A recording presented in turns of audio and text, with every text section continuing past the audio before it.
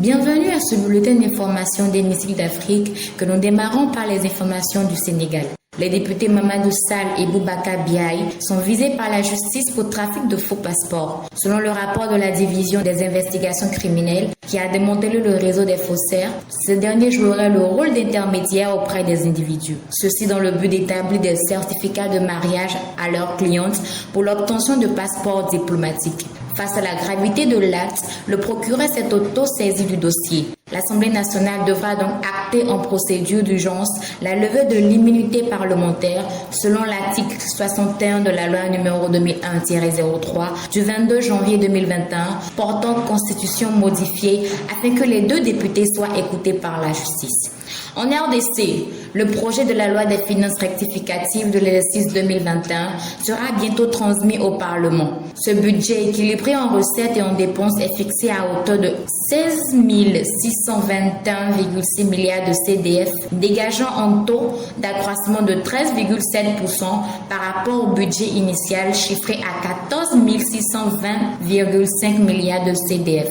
Selon le ministre du Budget, Aimé Bodji Sangara, cette loi des finances rectificatives de l'exercice 2021 est justifiée par la nécessité de prendre en compte les évolutions intervenues en cours d'exercice budgétaire dont l'avènement du nouveau gouvernement investi par l'Assemblée nationale le 26 avril 2021, d'une meilleure situation économique et budgétaire et de la conclusion d'un programme de facilité élargie de crédit avec le Fonds monétaire international dans le cadre du programme économique du gouvernement.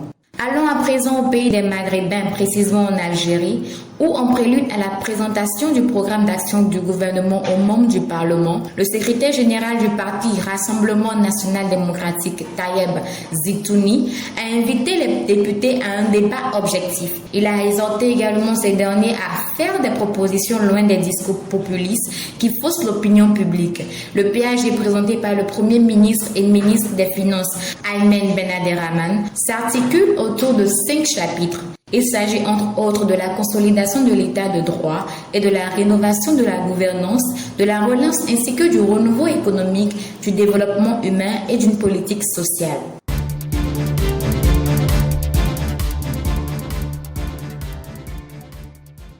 Éclairage à présent, notre dossier de ce jour s'intéresse au projet de loi et proposition de loi. Contrairement à la proposition de loi qui est une initiative d'un ou des députés, un projet de loi est tout texte proposé par l'exécutif pour être soumis en examen au Parlement.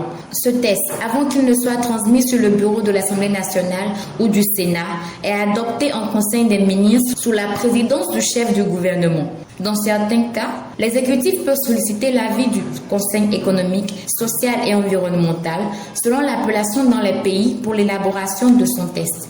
Fin de ce résumé d'informations parlementaires. À bientôt.